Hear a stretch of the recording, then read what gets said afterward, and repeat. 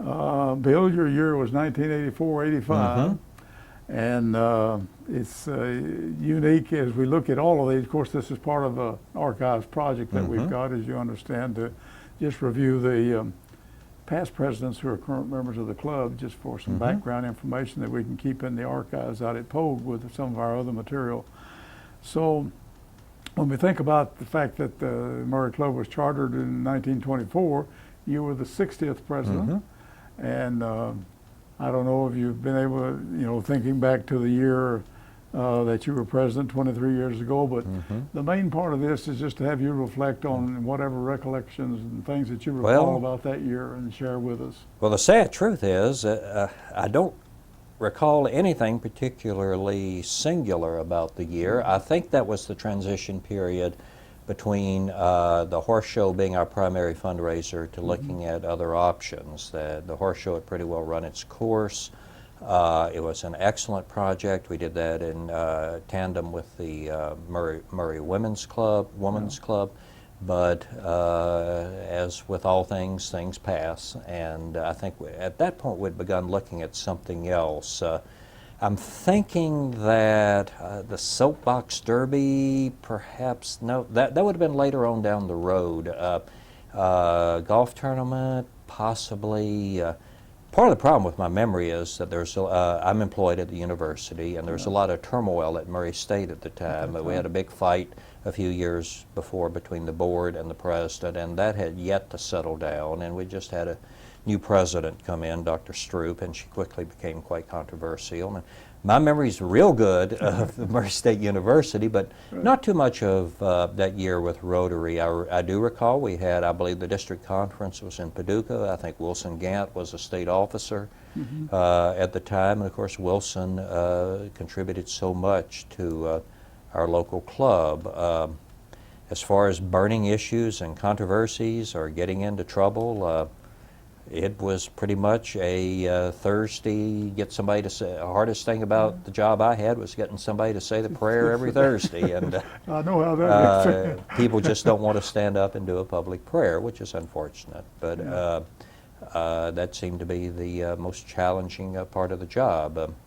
One thing about the Murray Rotary Club is that historically, at least since I've been in it and since '77, getting things done has not been a function of the officers and leadership, but rather of the committees and the board of directors. That we've had a good follow-through. We have people who are self-starters, and so basically, if you're an officer of the club, you just bang the gavel a couple of times a week and run a board meeting once a month, and occasionally go over the books with the treasurer to make sure things look good, make sure you're keeping things up with the foundation, tax-wise, things like that.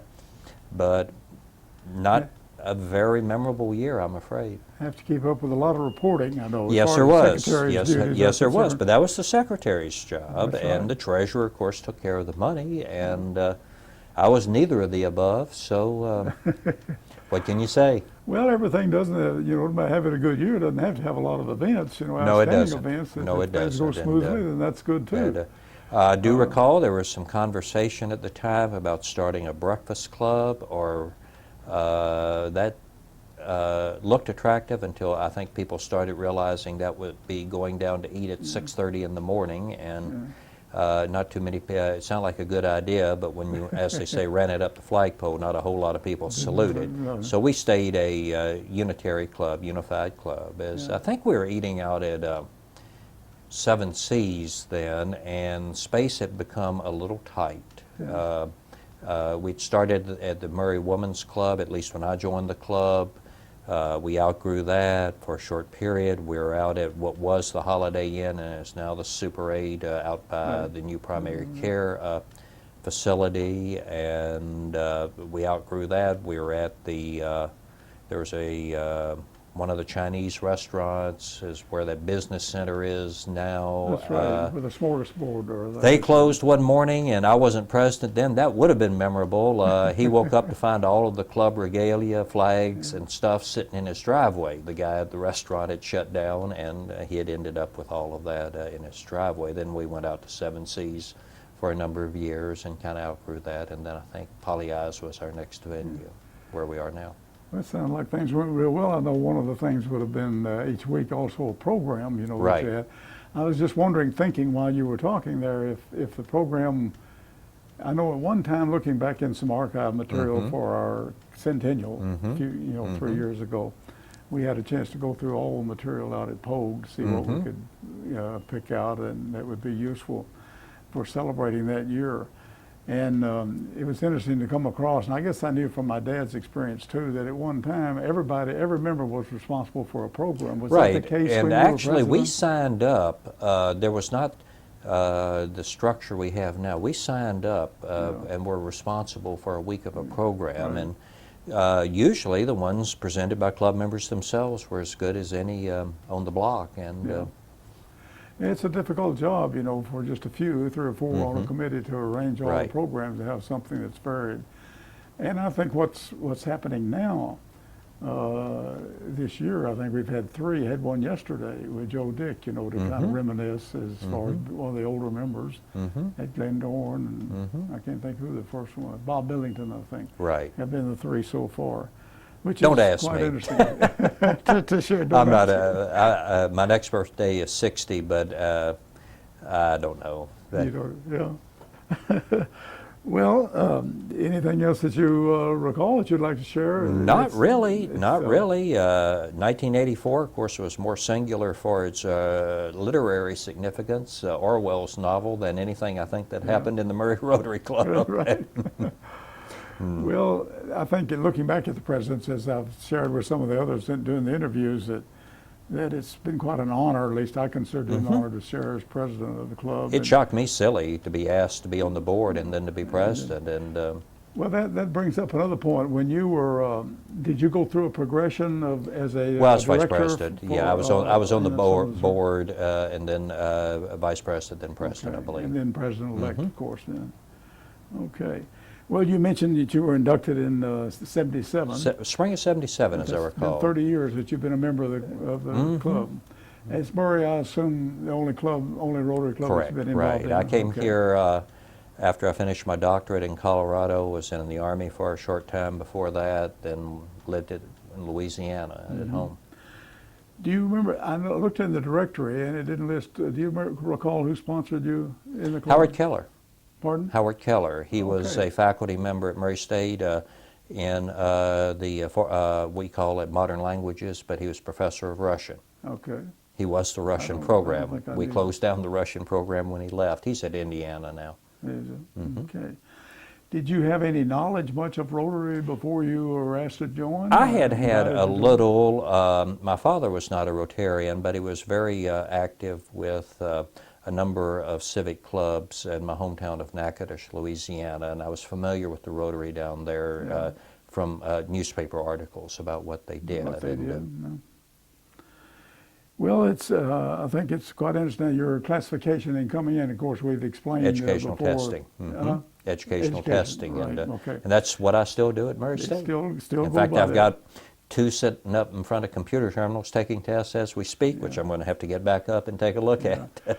And of course, at one time, there were a number of, this has all changed. I think about the year that I was president, from the council legislation changed a lot of things. There were about 5 different memberships that you could, now there's only active and honorary. Correct. In the club, and of course, the classification system has opened up tremendously. Yeah, I got quite a laugh when I became a senior active, and Yeah. that Well, that was the way somebody used to vacate a position Correct. to allow somebody else to come in. was correct. take And senior active. I think it makes more sense now because Yeah. you don't have to play games with classification. So we've talked about with others, that for a year, about a decade or so, the Rotary membership declined pretty steadily for a while.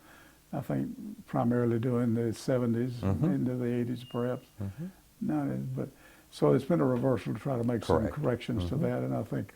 Well, one of the singular things over the years, I think, has been the decision to have both genders in there, have women in the club, as I think that has added tremendously to the club. We had the ludicrous situation back about the time I was president, in which the president of Murray State, Kayla Stroop, could not be a Rotarian. And that just made no sense. Yeah. And that's a rule that I don't think too many people mourn its passing. Yeah. You also mentioned earlier, well, I've got, you mentioned some other positions that you'd had, or as the director of some of the service areas, if Right, not and all. don't ask me to remember what they were. And Well, I know at the time that I became president, it was a 7-year process. By Right. the time you became a director of all that's 4 service areas. about what it was, something like. But we didn't rotate through all the You didn't service go areas. through No, all of not them. at all. And Well, that's changed now, so that we've tried to cut it down over the last 3 or 4 years. And to be honest, I became somewhat less active with the club after the 90s.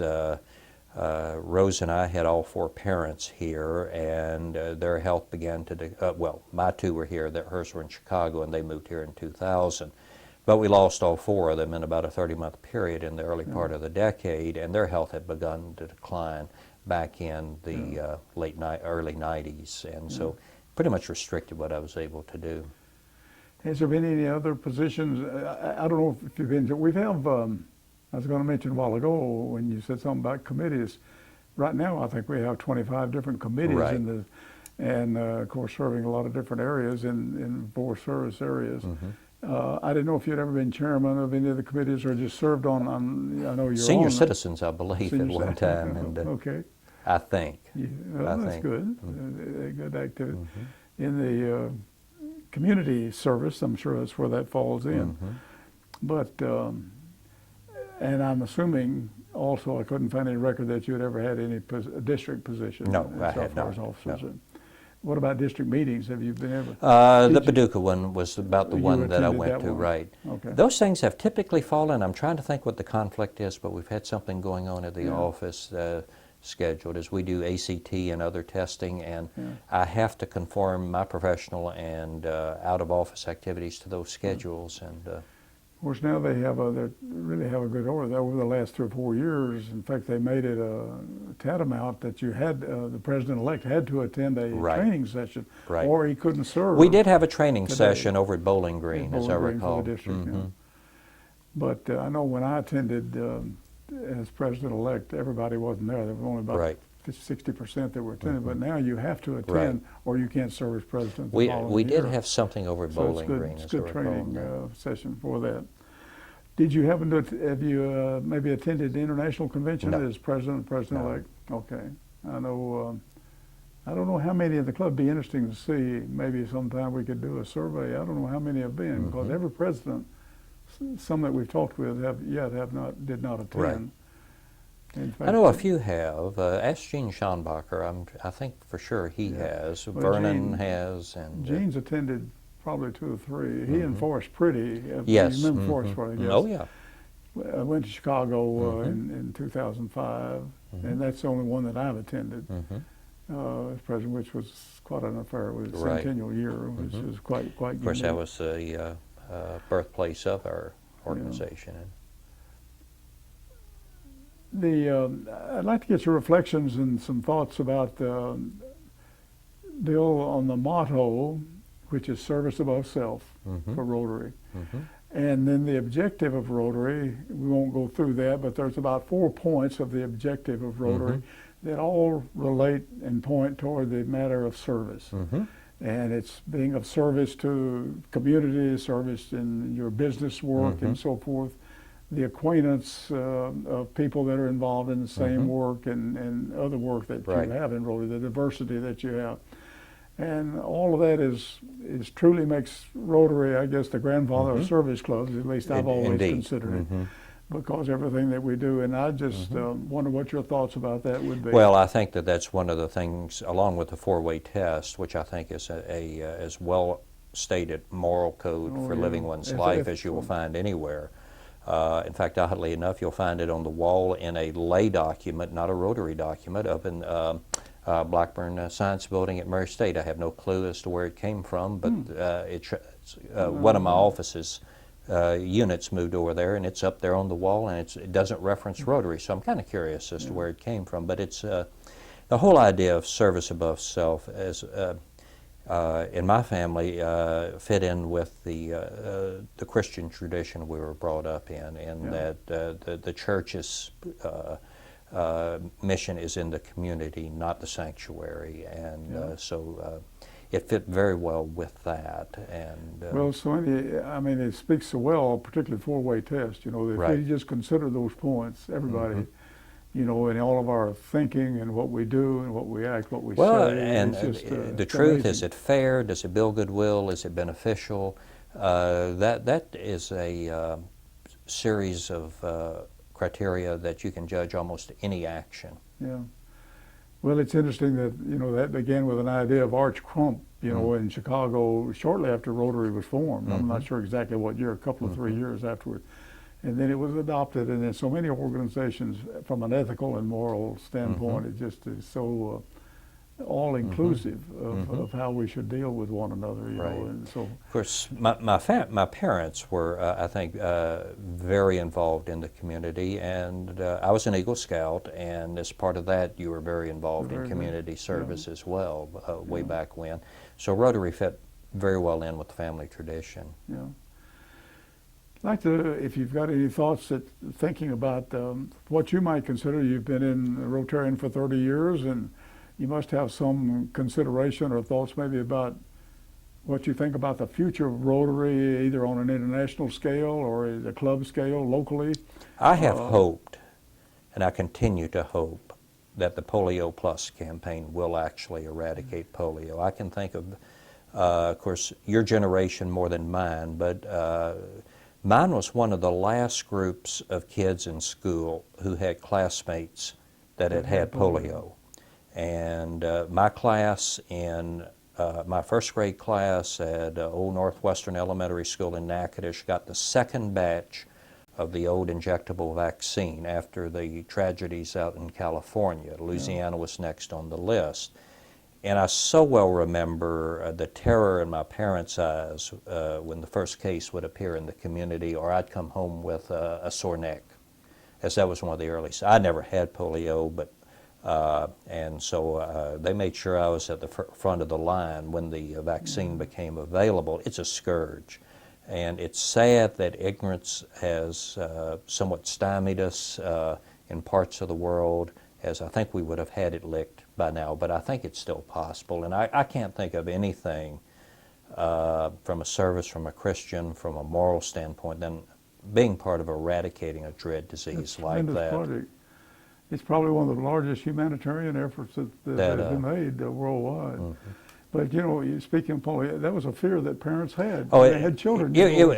if you didn't grow up in a polio prone area, and there really weren't any that weren't, although everybody thought it was a warm climate disease, it wasn't. But there seemed to be more problems in the South than in the northern tier of states. That the whole community, it was a 20th century plague.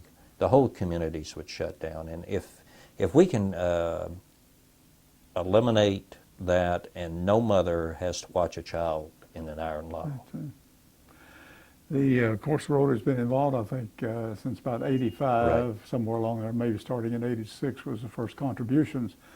But to date, Rotary has Rotarians have given over $600 million to that effort. And of course, it was hoped that that would be accomplished by the centennial year in 2005. It would didn't have, quite but make it. there are ignorant people in the world who, for their own reasons, argue against vaccination and what have you, and so that's left a reservoir of the disease in certain parts of the world that is very difficult to eradicate. I think it exists right now. This past year, only in four nations, Correct. I believe, were counted. But it's a shame that I understand they made it quite a bit of it. I think I shared the other day with somebody in the interview that I attended some small sessions at the convention in Chicago in 2005 that were related to the polio effort. Right. And it was pointed out that hopefully it could have been accomplished in 2005, except in Nigeria, there were two factions that would not allow vaccinations to occur.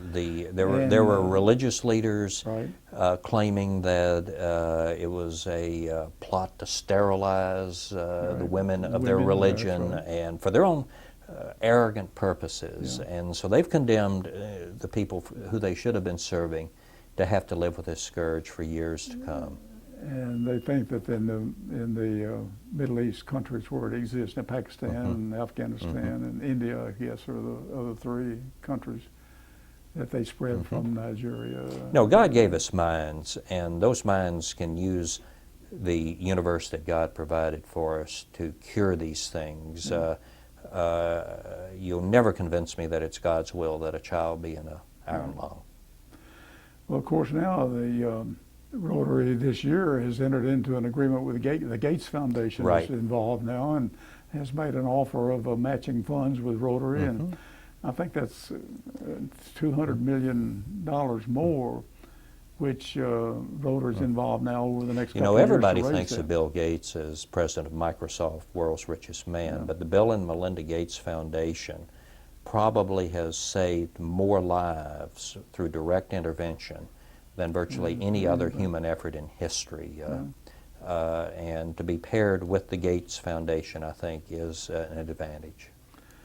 But if Rotary meets that in the next couple of years, $200 million, that's going to put it over $800 million that would have been contributed by Rotarians. So a few drops of vaccine on a sugar cube is cheap. That you can. This is one of the things that you can do for the world on the cheap, that it doesn't cost hundreds of billions of dollars to do.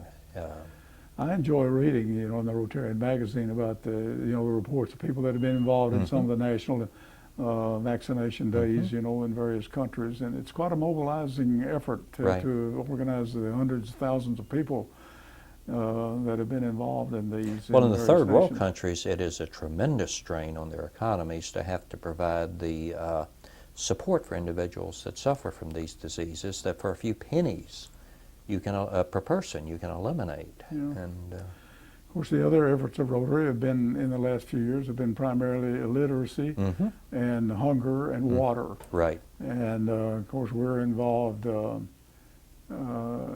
a water project with Jordan as a local club, which is makes us. We've had other international affairs over the year connections, but that's one. I don't know specifically. We've never had too many volunteers, I think. Right. Dr. Titsworth, I recall, has been a volunteer over the year 2 or 3 times as a Rotarian under some efforts. I don't know what. But we haven't had too many, but that's something that we I think could look forward to in our club locally, is to be involved with more volunteers in some efforts like that.